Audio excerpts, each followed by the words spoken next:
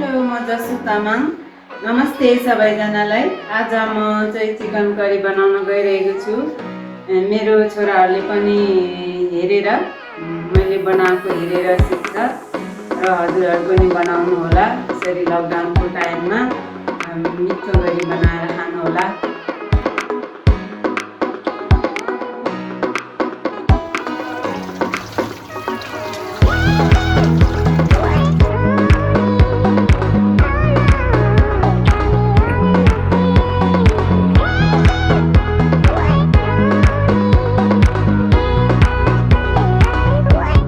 मासु चाहिँ पहिला सुरुमा धुने होइन, धोएर चाहिँ एकछिन दिउँस 10 मिनट 15 मिनट जति पानी तराएर राख्ने, धोएर मात्र खाने हामीले।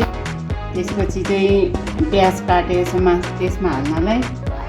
त्यसपछि अदुवा लसुन अनि टमाटर, अनि सुरुमा चाहिँ त्यहाँबाट यहाँ छ मसलाको भाँडा, मेथी हाल्ने, हल्का मेथी पुर्याउने, अनि त्यसपछि चाहिँ प्याज हाल्ने,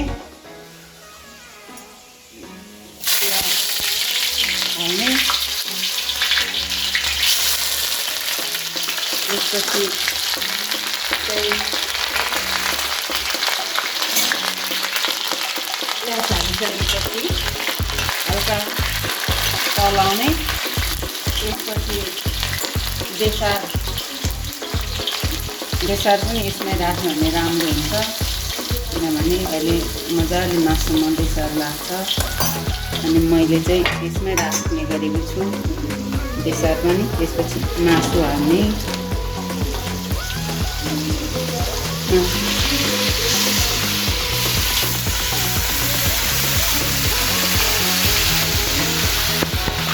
मासु हालेपछि चलाउँदै गर्नुपर्छ।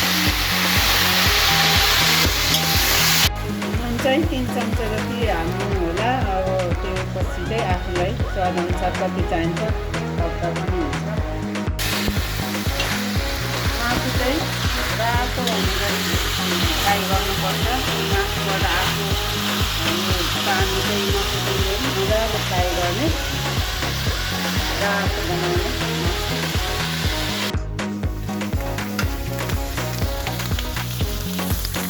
त्यति कुराको भएपछि चाहिँ यो अदुवा लसुनको पेस्ट हाल्ने, सुनीको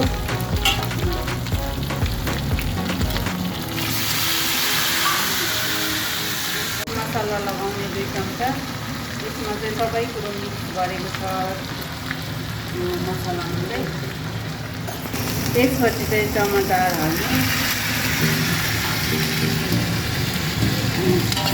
दबाइदिने हल्का, थोरै पानी राख्ने, अनि त्यसपछि एकछिन छोपिदिनुपर्छ।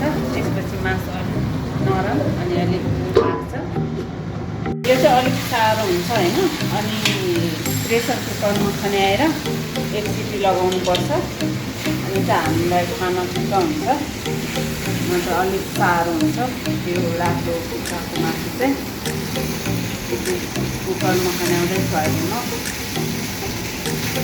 अनि मासु अनुसार रस हालेर 1 सिटी लगाउनुपर्छ। त्यसपछि चाहिँ खानु रेडी हुन्छ। यो कराईमा भएको मसलाहरू सबै टाँसिएको हुन्छ। यो चाहिँ यसरी अलिकति पानी हालेर खन्याउनु होला यसरी। त्यसपछि सबै मासुमा लाग्छ। मासु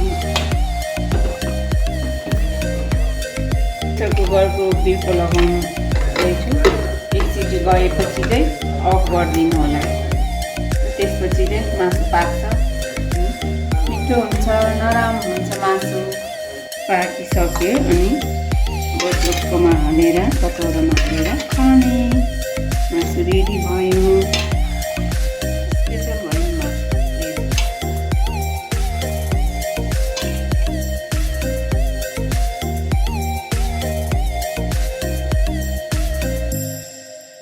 तपाईँहरू पनि यसरी मैले जस्तै घरमै बनाएर खानु होला। यो लकडाउनको टाइममा त्यही हो, त्यसै सुरक्षा बस्नु होला सबैजना। अनि मेरो भिडियो हेरेर मन पराउनु भयो भने लाइक, कमेन्ट, सेयर पनि गरिदिनु।